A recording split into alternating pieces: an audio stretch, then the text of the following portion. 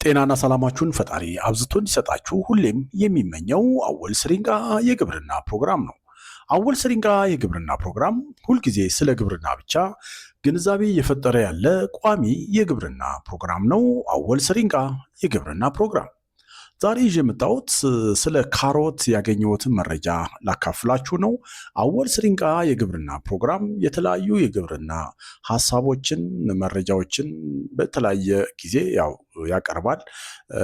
ይህ እንግዲህ ለግብርናው ቤተሰብ ነው። በግብርና ላይ ትኩረት አድርገው ስራቸውን እየሰሩ ላሉ ግለሰቦች ሊሆኑ ይችላሉ፣ ተቋማት ሊሆኑ ይችላሉ። ለነሱ እንደ ግብዓት መሆን የሚችል ፕሮግራም ነው አወል ስሪንጋ የግብርና ፕሮግራም ላይ የሚቀርቡት።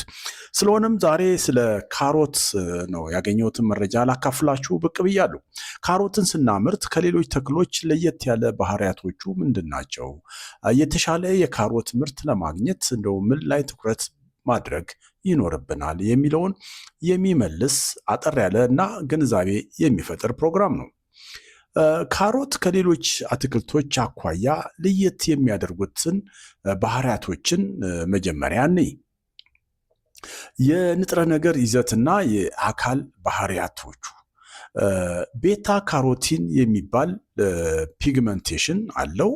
ይህም ምንድነው? ካሮት የራሱን የሆነ ቀለም እንዲይዝ የሚያደርግ ማለት ነው እና የዚህ ቀለም ከፍተኛ መጠን መኖር ብርቱካናማ ካሮት እንዲፈጠር ከማድረግ ባሻገር ለካሮት ደማቅ ቀለምን ይሰጠዋል።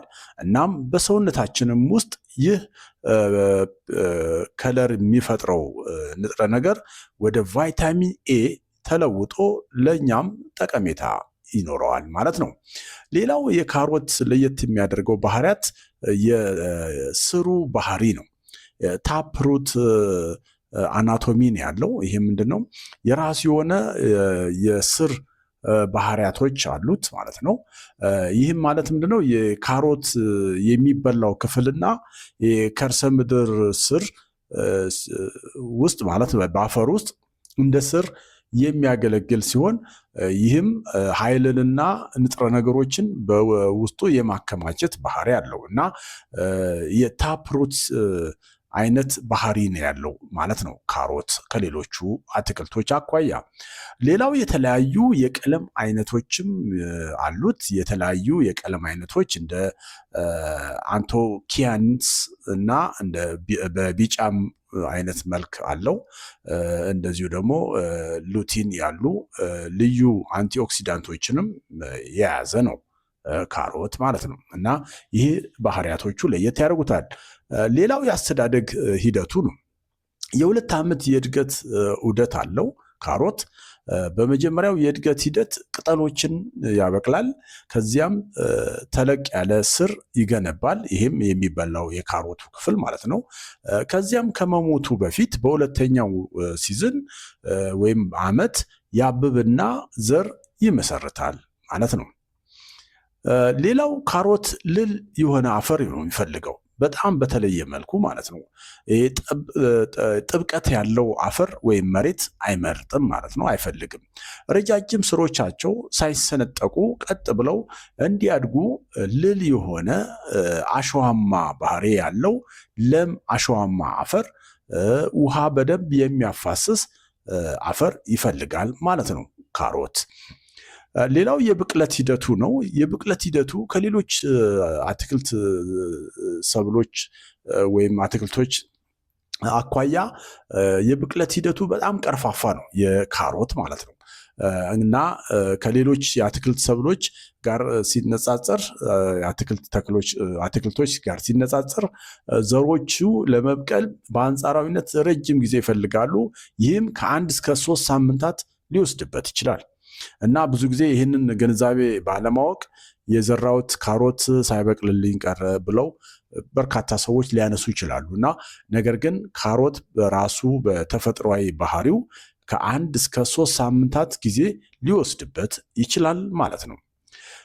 ሌላው ከፍተኛ የካሮት ምርት ለማግኘት ምን ማድረግ አለብን፣ ምን ላይ ትኩረት ማድረግ አለብን የሚለውን ከካሮት ባህሪው ጋር አስተሳስረን ደግሞ ካሮት ቀዝቀዝ ያለ የአየር ንብረት ይፈልጋል።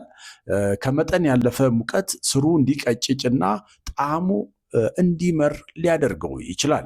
ስለዚህ ተስማሚው ምንድነው? ቀዝቃዛማ የአየር ንብረት ካለባቸው አካባቢዎች ተስማሚ ነው ማለት ነው። ይህም ተስማሚው የሙቀት መጠኑን ስናይ ከ15 እስከ 20 ዲግሪ ሴንቲግሬድ ቢሆን ይመከራል። ከ20 ዲግሪ ሴንቲግሬድ ከ15 ከ20 ዲግሪ ሴንቲግሬድ ነው የሚያስፈልገው። ከ20 ዲግሪ ሴንቲግሬድ በላይ በሚሆንበት ጊዜ እና ከ10 ዲግሪ ሴንቲግሬድ በታች ያለው የሙቀት መጠን የስር ጥራትንና ቀለምን ይቀንሳል ማለት ነው። ስለዚህ ተስማሚው ምንድነው? ከ15 ዲግሪ ሴንቲግሬድ እስከ 20 ዲግሪ ሴንቲግሬድ ባለባቸው አካባቢዎች ጥሩ መመረት ይችላል ካሮት።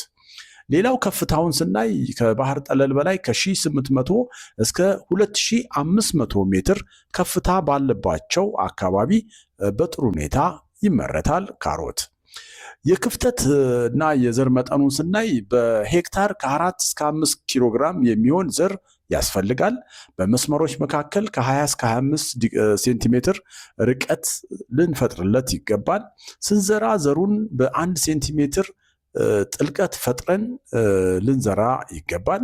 በመጀመሪያው የአረም ማረም ደረጃ ሲደርስ ወይም ደግሞ ከ21 እስከ 28 ቀናት ባለው ውስጥ ካሮቱን ወይም ደግሞ ካሮቱ ከ3 እስከ 4 ሴንቲሜትር ቁመት ሲኖረው በጣም ተቀራርበው የበቀሉትን ተክሎችን በመቀነስ በ5 ሴንቲሜትር በሁለት ተክሎች መካከል በ5 ሴንቲሜትር ርቀት ጠብቀን ልናሳሳ ይገባል። በዚህም ካሮቱ ወፍራም እንዲሆን ይረዳል።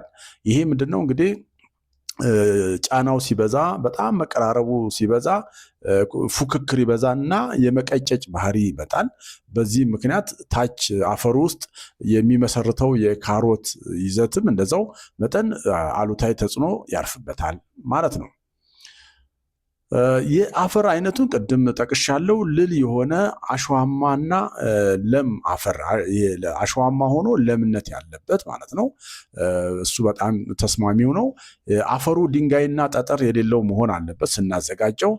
ካለበለዚያ የካሮቱን ስር ይከፋፍላል ወይም ያጣምማል። የአፈሩን ፒኤች መጠን ከ5.5 እስከ 6.5 መካከል ቢሆን ይመረጣል። ይሄ በተወሰነ ደረጃ አሲዳማ አፈር ይፈልጋል ማለት ነው። አፈሩን ቢያንስ እስከ 30 ሴንቲሜትር ጥልቀት ድረስ በሚገባ መቆፈርና ማለስለስ ማዘጋጀት አለብን ማለት ነው። ይሄ ቀደም እንዳልኳችሁ ነው። ታፕሩት ሲስተም ነው ያለው ካሮት። ስለዚህ በጣም ጠልቆ መሄድ ይፈልጋል። ጠልቆ ሲሄድ ደግሞ ኮምፓክት የሆነ አፈር ሊሆን አይገባም። ጠለቅ ተብሎ መታረስ አለበት። ይሄ ሲሆን የካሮት ስር በቀላሉ ወደ ታች የሚሄድ ባህሪ የማደግ ባህሪ ይመጣል።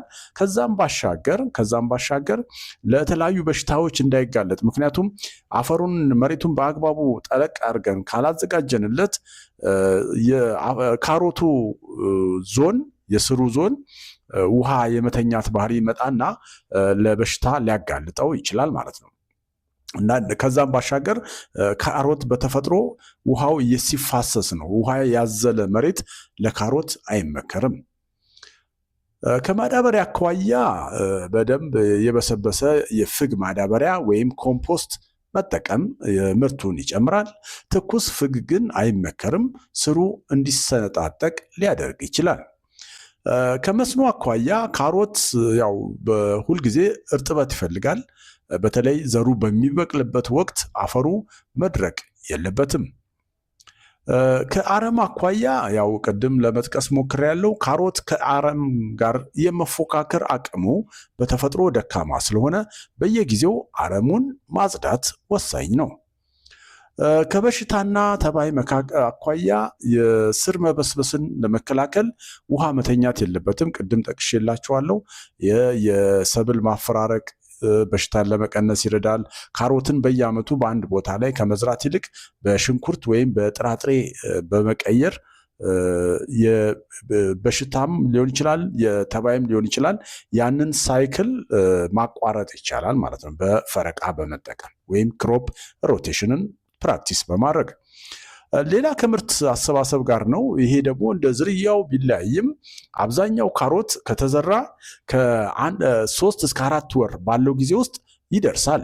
ከመሬት ውስጥ ከመንቀላችን በፊት ግን ዙሪያውን አፈሩን ማለስለስ ካሮቱ ስንነቅል እንዳይሰባበር ሊያደርግ ይችላል እና ይህን ጥንቃቄ ልናደርግ ይገባል ይላል። የዛሬ ፕሮግራሜ እንግዲህ ስለ ካሮት ያገኘሁትን መረጃ ላካፍላችሁ ብዬ ነው በዚህ መልክ የመጣሁት። አወል ስሪንቃ የግብርና ፕሮግራም እንግዲህ እንዲህ እያለ ይቀጥላል። ሁልጊዜ ስለ ግብርና ብቻ ግንዛቤ እየፈጠረ ያለ ቋሚ የግብርና ፕሮግራም ነው።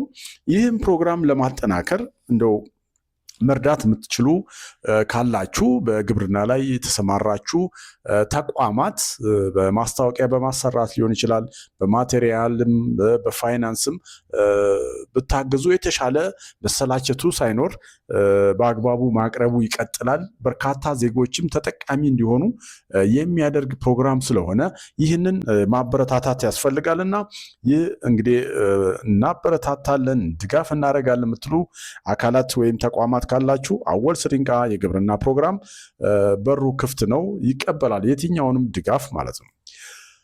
እንደተለመደው አወል ስሪንቃ የግብርና ፕሮግራም በመጨረሻም ለሀገራችን ሰላም ይመኛል። ለሀገራችን ከዳር እስከ ዳር ሰላሟ ብዝት ይበል። አሜን። ቻው